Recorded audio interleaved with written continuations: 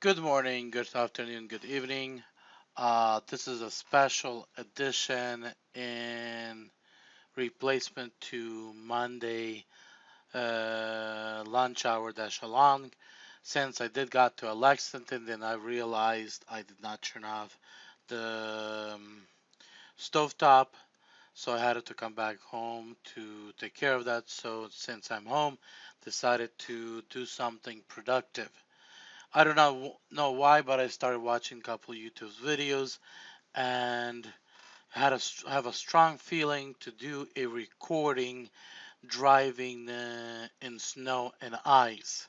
I have already did one recording where I told you guys have studded tires, if it's available in your area, and so on so on. But this time, I want to talk particularly about behaving yourself in snow. Something I don't remember that I mentioned in the previous video is about making sure your tires are properly aligned for the winter. You have proper inflation. Your tires are at least 70% or newer, all season tires, if not winter tires. Those are very important to be on the road.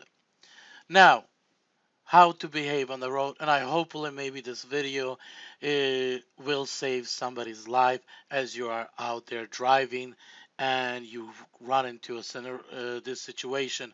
We have storms across the snowstorms across the country, and they're going to continue through January, most likely through February, and in some places where people might actually never had to drive in snow, they'll run into themselves into a situation. First, you want to actually understand the road condition. It might be actually, nice and clean outside, looks like it's dry, but the temperature are low and the road looks slightly darker than usual. Or reflection from the light of an upcoming vehicle or maybe area road lights gives you kind of like as if road has some kind of crystals on it. This is an indication of frost on the road or maybe possible ice.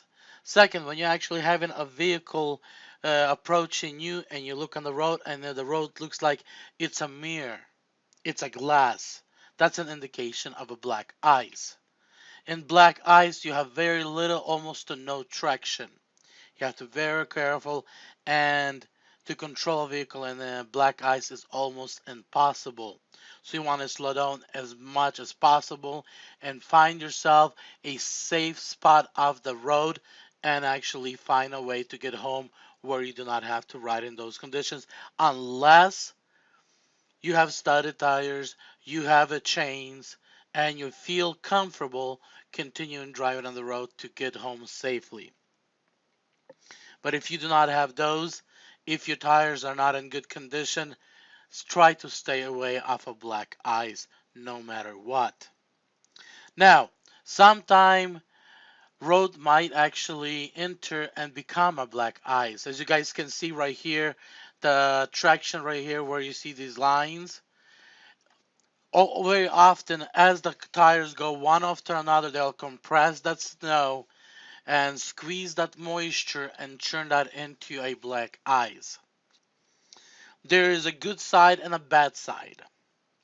The good side, sometime as you travel down these spots, you might get the maximum amount of traction because the snow on the sides of the and slush might be unsafe to drive. So, if you decide to continue to drive, try to stay in those tracks. Also, try to minimize your speed as much as possible and don't pretend like you know what you're doing. As I'm watching some of these videos and I go back and I'm like, geez, how crazy I was when I was young. I had a, hatchback Civic. It was lowered. It had 30 profile tires on it. And I did some crazy things. Doing 60, 70 on 10, 12 inches of a white powder. That is the snow that literally have no traction whatsoever, and I was from Boise to Sacramento or Sacramento back to Boise delivering documents. And as I'm driving in those, I passed semis, I passed other vehicles. And today I look at it and I'm like, how lucky I was. Don't be that guy. Because you never know when is the luck going to run out. Now, as you stay in these tracks and you hit the side at a certain speed, the slush can actually immediately slow you down in that spot and start throwing you into a spin. And that's where usually a lot of accidents and things happen. Second, if you start feeling uncomfortable on the road, do not lock your brakes. Because the minute you lock your brakes right now, you're sliding down the road and you have no control of whatsoever with your steering wheel. So you always want to pump your brakes or allow the ABS to instruct until you feel that the ABS actually locked. Then you release your brake pedal and then slowly start applying it again. That allows your wheel to spin, which also allows you to have a little bit control over with your steering wheel. I am not going to teach you guys when you're being thrown to the left, you want to turn your wheel to the right.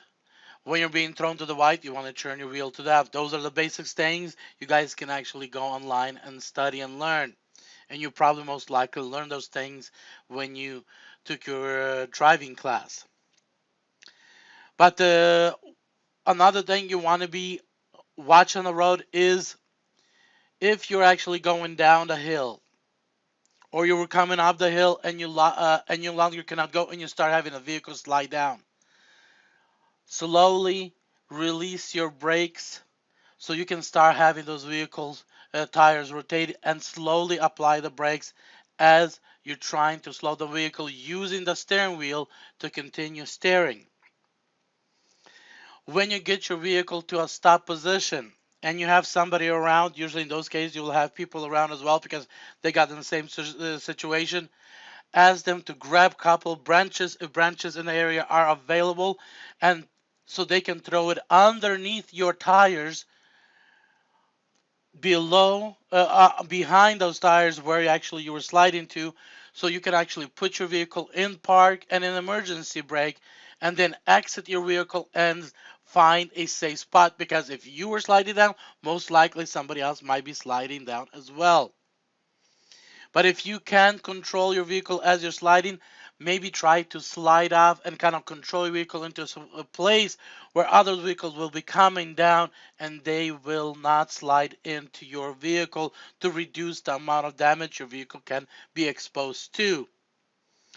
Some of you, as you guys driving down the road and you guys on a slippery road and you kind of have no way to escape because you have accident in front of you. You actually have momentum. You're not getting enough of traction to slow down. I'll give you guys one advice. Most of the time it works with very minimum damage to your vehicle. Find a pile of snow and let the energy and direct the vehicle into that pile of snow. Hopefully there is no barrier or anything underneath that snow, or there's no other vehicle in snow, and that pile of snow will actually slow you down. You will feel like as if you had an impact, but at the same time when you get your vehicle out, most of the time will have no damage to the vehicle whatsoever. I have seen those situations where people walked out with no damage in the vehicle, but at the same time, if it would have not ended up being that pile of snow, who knows where they would have ended up at. So keep that in mind as well. So I'm going to actually play and pause, and give you guys a screenshot and kind of give you this advice as I watch this video.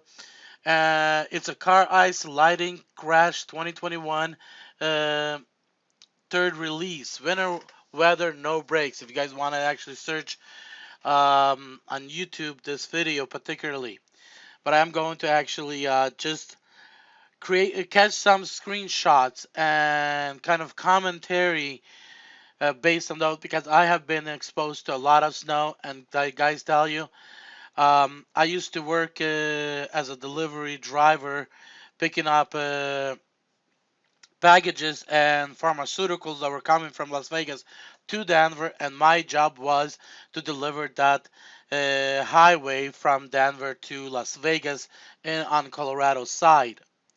So we had to meet the truck at Fresno at 6 o'clock in the morning. That means at 4 o'clock in the morning, I was already had to be on the road before a plow hits the freeway.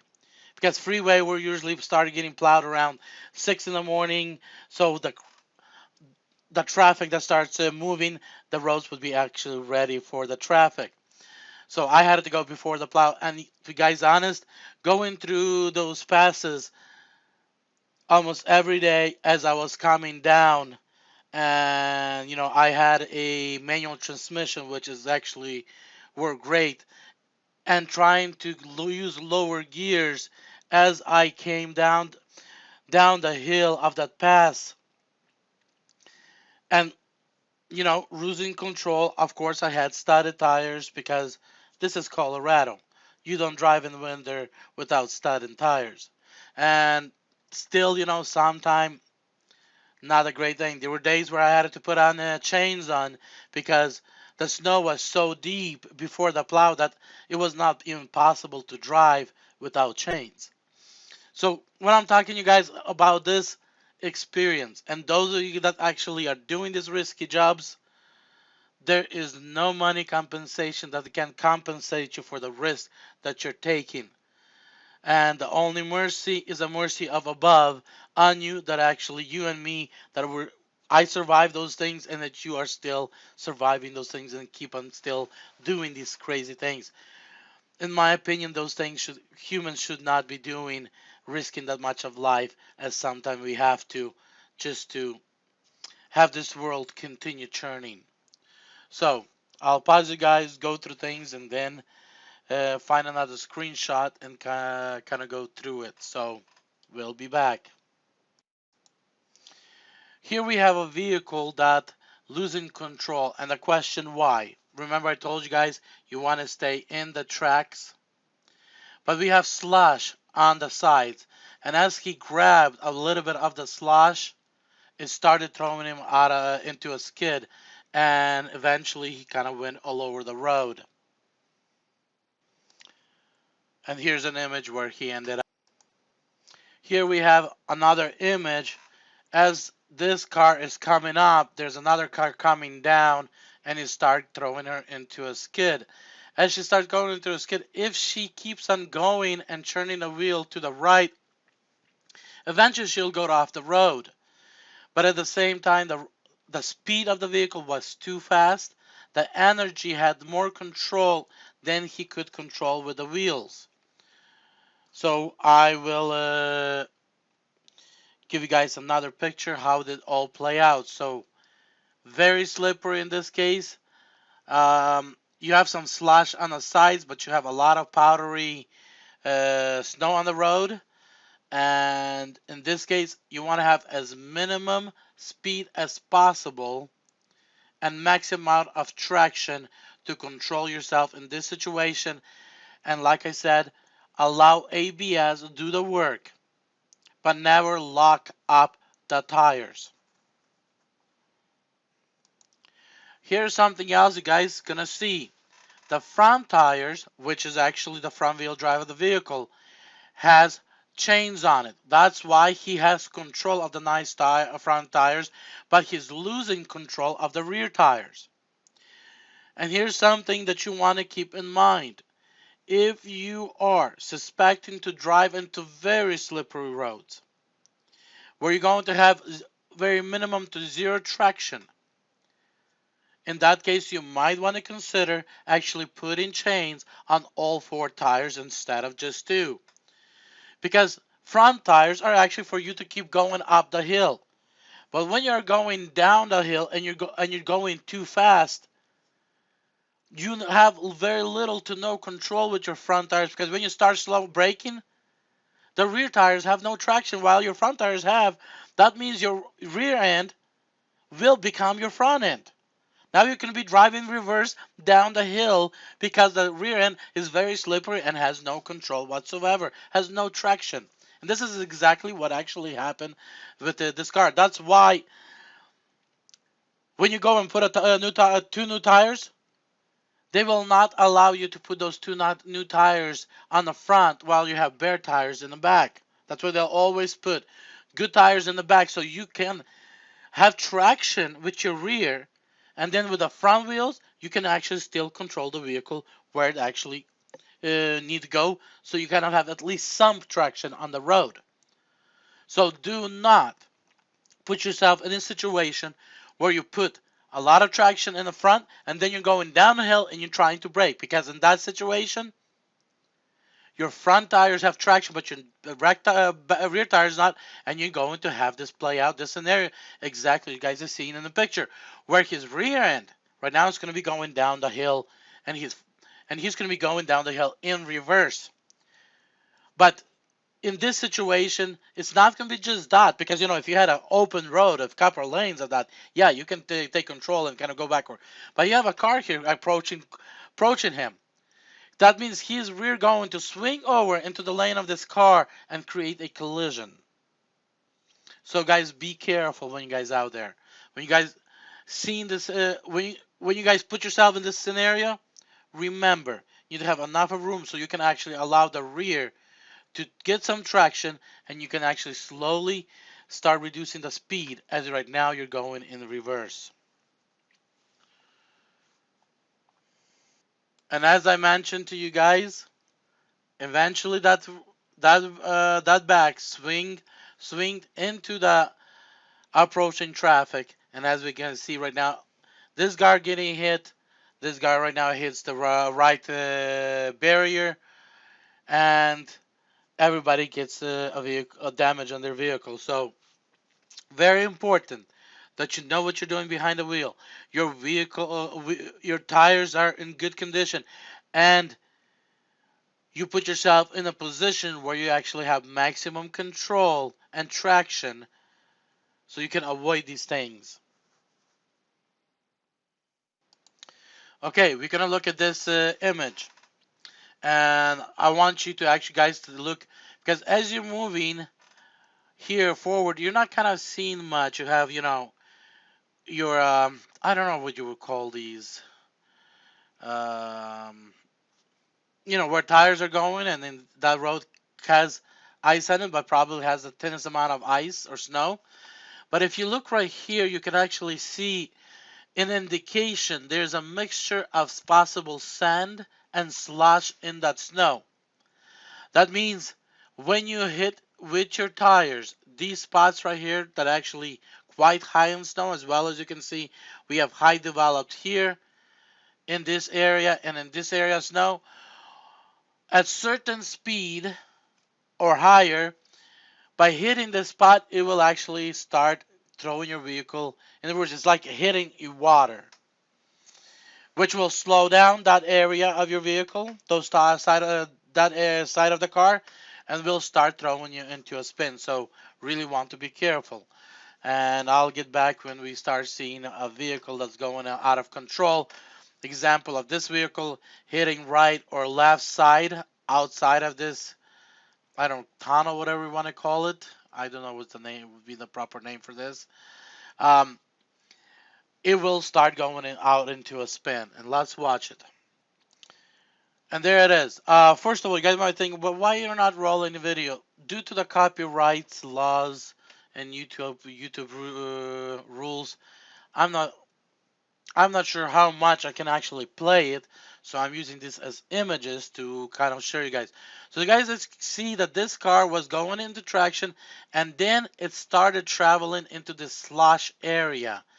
As you guys are seeing the slush area, you guys are seeing a dust of moisture and snow going into the air, which is indicator. If you're following somebody and you start seeing this, you want to immediately give as much room between that vehicle and yourself, because if this vehicle lose control, and most likely they will, when they lose control, it can turn into a mess.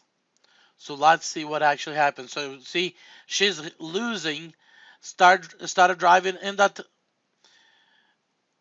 in the area where other cars created that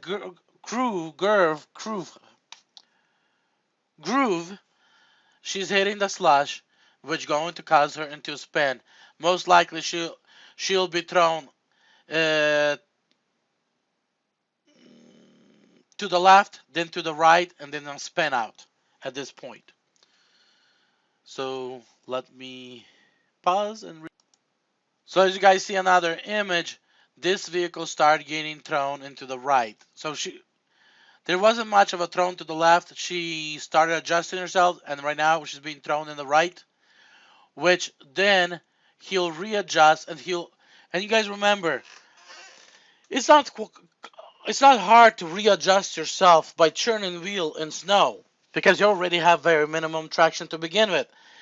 But if you try to readjust and you readjust too far, you're going to have a more stronger throw of the back for to correct the adjustment. But now the next time you're gonna actually have a bigger spin out, and this is actually where it's actually gonna start playing out here in this video. So guys, remember the first image? He had a little adjustment, a little loss, but over adjusting himself, he right now threw himself into a left further, which now you guys can see with the front wheels, he's readjusting again to create a correction. And with that correction, he's gonna actually, if he doesn't do too much, he'll actually stop having this fishtail. But if he's gonna over correct himself, then he's gonna at that point throw himself into a complete 380 spin out or 180 spin out. What actually did turn out, he actually failed to complete a correction, and instead of overcorrecting, says he undercorrected himself and actually had a full 380, continuing his rear to continue spinning out on 380, and he ended up in a ditch. So, very important not to be the guy that actually, oh, I can do it. I can do 50 where actually I should be driving 25. This is usually where it happens. Very guys need to be safe out there. And hey, it's not about making your food delivery on time. It's about you having be able to drive for rest of the day today and continue making food deliveries and driving tomorrow as well. Hey, what's the point you're gonna make $200 today by trying to get the delivery done, but tomorrow you won't be able to get on the road? Or what's the point making that $13 on this delivery right now by you completing this delivery and getting into a situation where you're not going to be able to complete the delivery and not be able to dash for the rest of the night? So guys, very important. Maybe 2-3 deliveries for the day, less, but safer and being out there on the road tomorrow than actually trying to get the delivery and not be able to dash tomorrow. Or maybe some of you actually coming down from vacation, or some of you decided to change zones, or maybe you're going and you're driving that 45 50 miles like I am to a city where you actually can dash, and you run into this situation. So be careful. Maybe if you're in city and you're having a snowstorm, maybe decide to stay in the city. Maybe come up to a safer spot, gas station, talk with an attendant at the gas station and say, "Hey, guy, I live out of town. I need your help. I'm. Is it okay if I, you know, park myself and sit out the storm before I go home?" You're nearby. You're gonna have access to restroom. You're gonna have access to hot coffee most likely. So it's a very nice place. Sometime by gas station, sit it out. And those of you that can afford a hotel, go. Take out a hotel. But those who can, gas station, my personal opinion, is the best place to sit out the storms. So sit it out instead of taking the risk driving that 50 miles home. Okay, in this image, it's pure black ice. And the car in front of it is fishtailing, eventually probably going to spin out. I'm not going to show more screenshots of this video, but yes, sometime it might look like, oh, the road is clear. The question is, how safe? Because it might be clear from the snow, but it might still have ice on it. I've seen in the past situations where the road was black, and if you take the lights that coming out from the street lights and the cars, you seen like as if it was a mirror. You stop, you pull out, and you try to get out of the vehicle, and you're not even able to stand on that ice. But somehow, some miracle, our vehicles are still able to drive those roads as long as the road is even. So rubber has a lot, still has some traction on those roads. But as long as the energy of movement doesn't exceed the traction that those tires can create for you to control the vehicle. Even I said I'm not going to do another screenshot, but I decided to do so because there's some valuable information. When you already went into spin out and then you got thrown, and you got thrown into a spin out, and you're already hitting the curve. You hit the curve, and now you're trying to, and you have two options: either sit on the curve, or option two, uh, use that energy to get off that curve and get back onto the road. Guys, I need to pause this, whatever's going on, 5 calls in a row. So yes, if you haven't lost that complete energy and still have enough and not stuck in the snow, then you might try to use that energy to get out of the snow and get back on the road. And hopefully you have nothing damaged and you can continue driving. So let's look at what else is in this video. Also, very wise to keep a lot of distance between you and the traffic in front of you. As you guys can see in front of this vehicle, there's another vehicle, and she's losing control because she started grabbing uh, the snow outside of that. Jeez, I forgot the word again. Um, of this, where the traction has been somewhat created. So keeping distance very important as well because you do not know what situation might start developing in front of you. So you guys can see the car in front been able to get control of her vehicle, but the vehicle in front of this vehicle lost control and she went right off the road. As you guys can see, she got into the slush area, snow, compact snow area, and lost it altogether. So um, nice to keep the distance as well as watch your traffic. Couple vehicles ahead of you. Hopefully you have enough of clearance to do so, so you actually know how to react. Something you might have spin out coming at you. He's been kind of spinning out while this vehicle had to run into the right lane. Now he's returning, and this vehicle is still spinning out as this vehicle approaching it. So, sometimes you need to pre-calculate what are the possibilities, how this might actually play out, and how you can find that gap in between these playouts and get through without getting impacted and get involved yourself into whatever is going on. So very smart and wise to kind of see what are the possibilities and before they play out, so you can actually react based on the best judgment and avoid any collision. Here's another situation. estimating probably 45, 50 moving traffic both ways. You have a guide car with an guy height antenna. That means there's actually a big load coming behind there. Any big vehicles, semi trucks, big loads, they'll create a. The faster they go, the more wind and turbulence it will create as you pass them.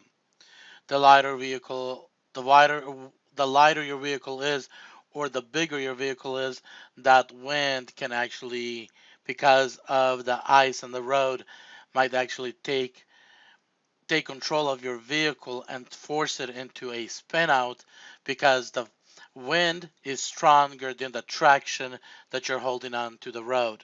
So also, if you start seeing something like that, you want to slow down as maximum possible to get as maximum traction to the road. So when that wind and turbulence comes around, you are not being forced into a movement outside of your traction. So as you guys can see here in this image, the vehicle, as the traffic in front is slowed down and stopped, and I was saying, this vehicle was moving too fast. The one that actually we're watching the video of the dash cam. And I already immediately before, in the previous image, already seen the speed is too fast.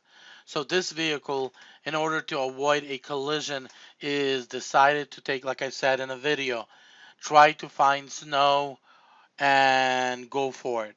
So this vehicle, as we see, he actually taking the side. He's taking it as trying to run off the road and land himself into some as much snow as it's available to him to slow his vehicle down without actually going off the road completely. So I might actually have a final shot of the image for you guys as he slows down or stops. But he's right now still moving probably around 45 miles an hour while this vehicle is barely moving or stopped. And he's taking the approach of the edge of the road with a maximum snow on the edge. So here, you guys may be seeing is he like passed 4 or 5 more vehicles while the snow been actually take control and slow him down and put him at complete stop. See, when he hit the snow, he also got the snow blown all over the windshield. So guys, when you're out there, and you guys do know there's not a cliff, there's not a ditch, nothing that actually you can create damage to, jumping into those situations and avoiding a collision by taking a softer impact of snow might be a way out. I have seen in my past living in Northwest where I seen vehicles go completely into the wall of snow that actually was built out by snow plows out on the freeway, and they were losing control. They went completely, and then you can see only the rear of the vehicle sticking out where the rest of the vehicle went inside. When they pulled that vehicle off, there was not a scratch or nothing on that vehicle, uh, and people survived. So snow sometimes actually can be very interesting form of slowing the vehicle down. Here's another image you guys want to be aware of. You guys see this vehicle on the right side behind the logo. Um, you have a road that is might be black ice, but at least it has some traction. And then you have powdery snow on the right side where plow might have went through, but the plows cannot get all the snow. So then they leave it for the cars. And this guy is driving that right lane on the snow. That means he has about 4 to 5 times less traction than right here in the black area. So as soon as he get hit any spot where there might be change of the amount of thickness between of snow between his tires and the road, any amount of change will impact on his traction, and that will possibly can throw him into a spin out. I'm not sure what's the play out here going to be. Just wanted to actually bring that attention to you guys. Be careful when you are trying to pass somebody on a side of the road that actually has 4 times less traction than the vehicle that it is in the lane and has the most amount of traction, because you are right now putting not just yourself in the danger but also in the danger of other vehicles as well.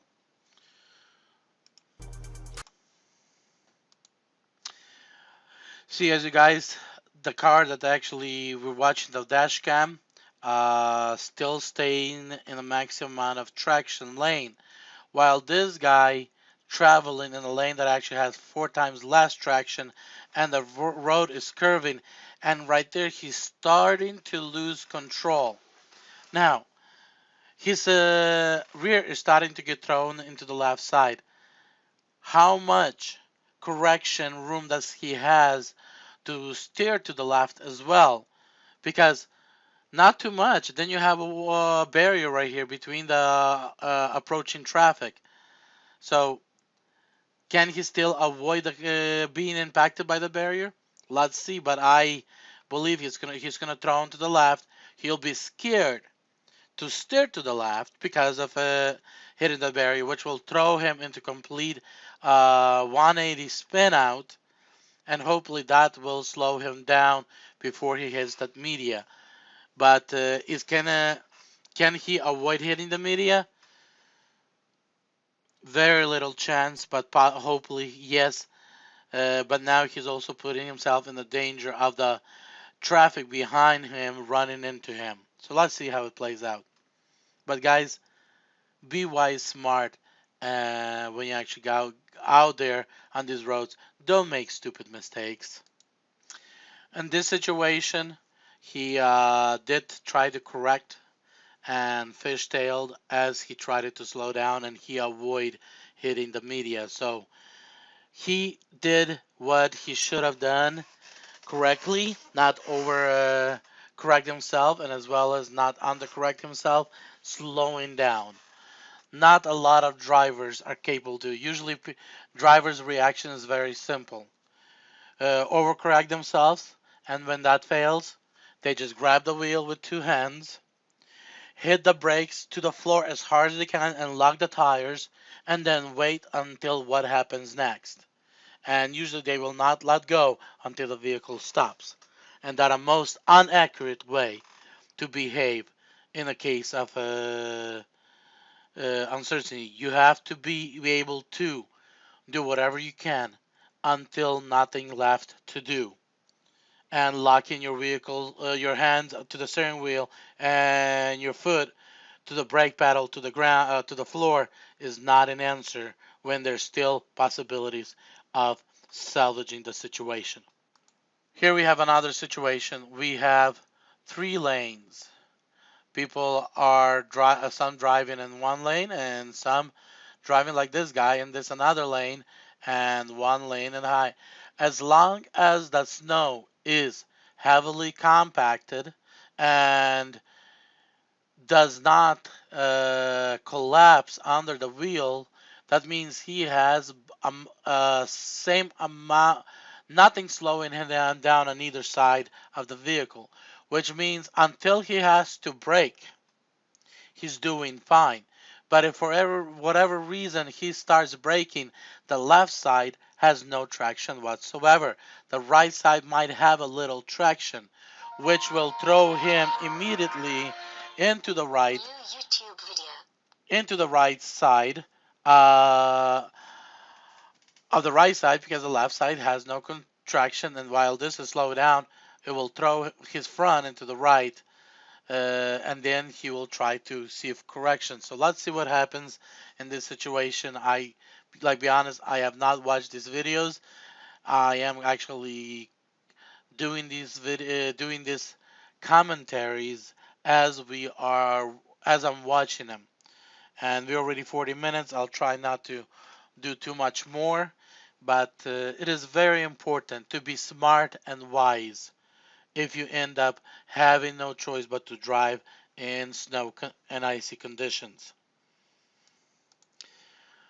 See, this situation played out differently. A vehicle in front of him lose control by switching, which you have these valleys here and then the humps here on the top, and they control while he preventing the collision. He started moving in like everybody else in those lanes, and as you guys can see, then he moved out completely to the right side.